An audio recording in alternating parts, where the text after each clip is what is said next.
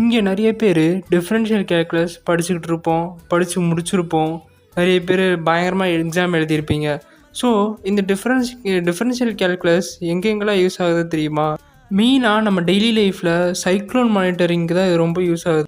சைக்ளோன்ஸ்லாம் ரொம்ப மைன்யூட் சேஞ்சஸ்லாம் வேகமாக எக்ஸிக்யூட் பண்ணோம். ஸோ அதனால் நம்ம டிஃப்ரென்ஷியல் கேல்குலஸ் யூஸ் பண்ணுறோம்.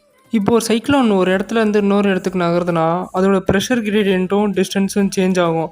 ஸோ அதனால நம்ம dp/dx இல்லை dp/dyன்னு அந்த மாதிரி பல டெரிவேட்டிவ்ஸில் மென்ஷன் பண்ணியிருக்காங்க. ஒரு சைக்ளோன் வந்து வலுவிழக்குதா இல்லை வலுவடைந்ததா இதை வச்சு எப்படி மென்ஷன் பண்ணுறாங்கன்னா, சைக்ளோனுக்கு முக்கியமான எனர்ஜி சோர்ஸே அந்த ஓஷன் தான். ஸோ ஓஷனுக்கும் அட்மாஸ்பியருக்கும் எனர்ஜி ட்ரான்ஸ்ஃபர் பயங்கரமாக இருக்கும்.